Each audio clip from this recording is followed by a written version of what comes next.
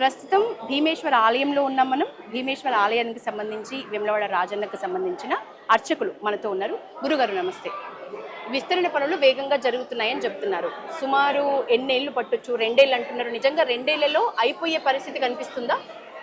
పార్వతీ రాజరాజేశ్వరాభ్యాన్ నమః. ఆ లోపలనే మీరు అన్నట్టుగానే ఆ లోపల చేయడానికి ప్రయత్నం చేస్తున్నారు. ఎందుకంటే కేవలం అందరి సహకారంతోనే చేసేటువంటి ఒక పని ఇది. అన్ని వర్గాలను మనం కలుపుకొని అన్ని రకాలైనటువంటి సమస్యలు పరిష్కరించడానికి కొంత సమయం పట్టినా కూడా ఎట్టి పరిస్థితుల్లో అభివృద్ధి పనులు అనేది మాత్రం ఆగనితే ఆగవు. ఎట్టి పరిస్థితుల్లో అవుతాయి. ఆ లోపలనే అయ్యే అవకాశాలు అయితే మనకు పుష్కలంగా ఉన్నాయి. ఆ తర్వాత కొన్ని ఇబ్బందులు వచ్చినా ఏమొచ్చినా కూడా మనకు వాడి పెద్ద ఇబ్బంది ఏమి కాదు. వాళ్ళు పెట్టుకున్నటువంటి లెక్క ప్రకారం ఆ టైంలోనే అయ్యే అవకాశాలు చాలా ఉన్నాయి. అన్ని వర్గాలు మనం కలుపుకోవాలి, అందరినీ మనం చేసుకోవాలి. దానిలో ఎటువంటి ఇబ్బంది లేదు. వారి కైంకర్యాలలో ఏమైనా మార్పులు చేర్పులు చేశారా? ప్రధానంగా శ్రీ రాజరాజేశ్వర స్వామికి జరిగేటువంటి యొక్క పూజలలో ఎటువంటి అవాంతరాలు లేవు. స్వామివారికి ఇక్కడ మొదటి నుంచి ఉన్నటువంటి సాంప్రదాయానుసారంగా ఆగమోక్తంగా చతుష్కాల పూజలు అర్చక స్వాములు ఏకాంతంగా నిర్వహిస్తున్నారు. స్వామివారి యొక్క కైంకర్యాలకు ఎటువంటి లోపము లేదు. భక్తుల కొరకు భీమేశ్వరాలయంలో అన్న పూజలు, అభిషేకాలు, అలాగే భీమేశ్వరాలయం ఎదురుగా ఉన్నటువంటి యొక్క ఆ కళ్యాణ మండపంలో సత్యనారాయణ స్వామి యొక్క వ్రతాలు, స్వామివారి యొక్క నిత్య కళ్యాణోత్సవం, ఇక్కడ కోడె మొక్కులు, అన్ని రకాలైనటువంటి యొక్క ఏర్పాట్లు భక్తుల కొరకు చేసినారు దేవస్థానం వారు. ఎటువంటి ఇబ్బంది లేదు. కొంతకాలం ఓపిక పడితే స్వామివారి యొక్క దర్శనం కూడా లభిస్తుంది. భక్తులు కాబట్టి కాస్త ఓపిక పట్టుకొని స్వామివారి యొక్క దర్శనం లభించేంత వరకు కూడా సానుకూలంగా ఉండి ఇక్కడ భీమేశ్వరాలయంలో అన్ని రకాలైనటువంటి యొక్క ఏర్పాట్లు చేసినారు, ఇంకా ఏర్పాట్లు చేస్తున్నారు భక్తుల సౌలభ్యం కొరకు. కాబట్టి ఎటువంటి ఇబ్బంది లేదు. అన్ని రకాల యొక్క వసతులు కూడా చక్కగా ఏర్పాటు చేయడం జరుగుతుంది. గురువుగారు, మూల విరాట్కు సంబంధించి లేక స్వయంభూ లింగానికి సంబంధించి ఆ గుడి నుంచి ఈ గుడికి తీసుకొచ్చిన మార్పులు అంటే ఏం చెప్తారు? మార్పులు అనేటివి ఏమీ లేదు.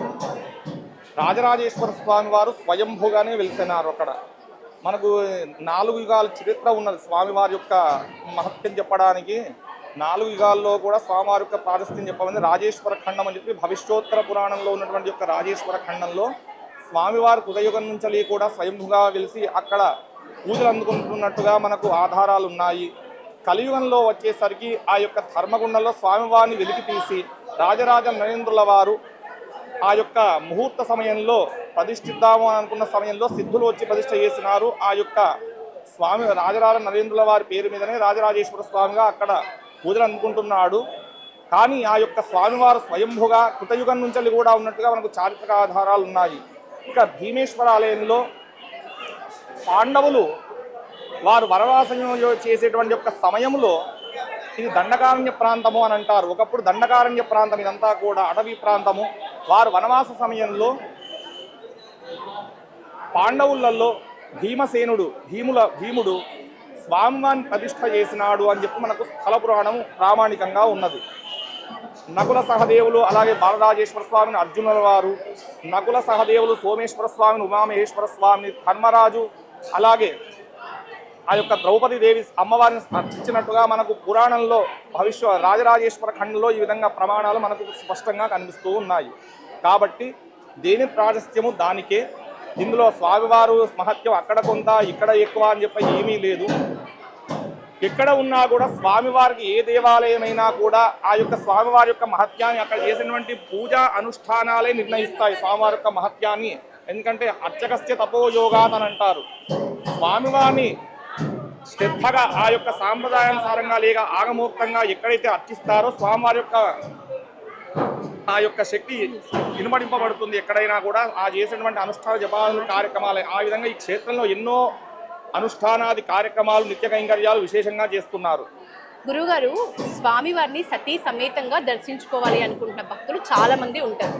మరి ఇక్కడ దానికి సంబంధించి ఏం చెప్పొచ్చు? మనకు భక్తులకి చాలా మంది భక్తులు రాజన్నను దర్శించుకున్న అనుభూతి పూర్తి స్థాయిలో భీమన్నను దర్శించుకుంటే రావట్లేదు అని కొంతమంది చెప్తున్నారు. అట్లాంటి భక్తులకి మీరు ఇచ్చే సందేశం అంటే ఏంటి?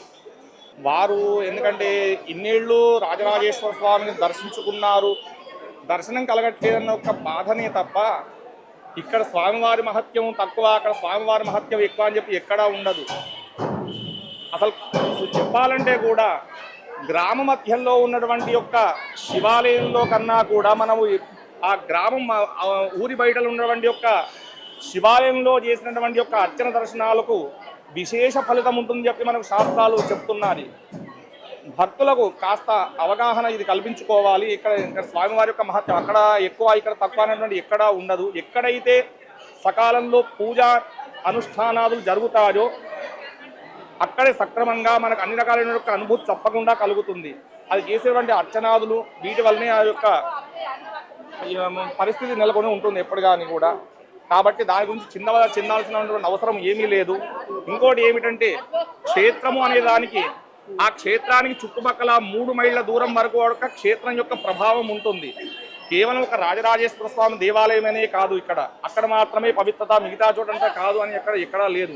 క్షేత్రము అంటే దాని చుట్టుపక్కల 3 మైళ్ళ దూరం వరకు కూడా 4 దిక్కులు ఉన్నటువంటి 3 మైళ్ళ దూరం వరకు కూడా క్షేత్ర ప్రభావం ఉంటుంది. అదంతా కూడా క్షేత్రం కిందకే వస్తుంది. కాబట్టి భక్తులందరూ కొంతకాలం ఓపిక పట్టుకొని ఇక్కడ మొక్కు చెల్లించుకున్నా కూడా అందరికీ అదే శుభ ఫలితం కలుగుతుంది. అందులో ఎటువంటి సందేహం లేదు. చివరి ప్రశ్న గురువు గారు, ఎవరైతే భక్తులు ఓపిక పట్టాలి అని మీరు అంటున్నారో ఆ భక్తులు ఎలాంటి విషయాల్లో కొంచెం ఓపికగా ఉండాలి? ఎందుకంటే కైంకర్యాలన్నీ సేమ్ మనం ఈ ఆలయంలో పెడుతున్నప్పుడు ఎలాంటివి మనకి ఇక్కడ పూర్తి స్థాయిలో లేని పరిస్థితి కానీ, పూర్తి స్థాయిలో మారిన పరిస్థితి కానీ, లేకపోతే ఏ విషయాల్లో భక్తులు కొంత ఓపికతో ఉండాలి అని మీరు చెప్తారు? లేవు అనేటువంటి ఒక పరిస్థితి ఏమీ లేదు. ఇంతకుముందు చెప్పుకున్నట్టు అక్కడ స్వామివారి కళ్యాణోత్సవాలు కానివ్వండి, అభిషేకాలు, అన్న పూజలు, కోడెమొక్కులు అన్నీ చక్కగా ఏర్పాటు చేస్తున్నారు. తప్పకుండా ఇక్కడ చేసుకున్నా కూడా అక్కడ చేసుకున్నటువంటి యొక్క ఫలితమే కలుగుతుంది. కాబట్టి భక్తులు ఈ విషయంలో ఎటువంటి ఆందోళన కూడా చెందవలసినటువంటి ఒక అవసరము లేదు. స్వామివారి యొక్క మహత్యాన్ని వర్ణించడం మన తరం కాదు. ఎందుకంటే స్వామివారి అక్కడ రాజేశ్వర స్వామి పవర్ ఎక్కువ, లేకపోతే భీమేశ్వర స్వామికి ఆ యొక్క శక్తి తక్కువ అనే యొక్క భావన ఎప్పుడు కూడా పెట్టుకోకూడదు. ఎక్కడైనా స్వామి క్షేత్రమంతా కూడా ఆ రాజేశ్వర స్వామియే. కాబట్టి భక్తులందరూ కూడా సావధానంగా కొంతకాలం ఓపిక పడితే భక్తుల కొరకే ఇవన్నీ ఏర్పాట్లు కూడా, ఎందుకంటే భక్తులు లేని దేవాలయాలు కూడా ఏమీ లేవు.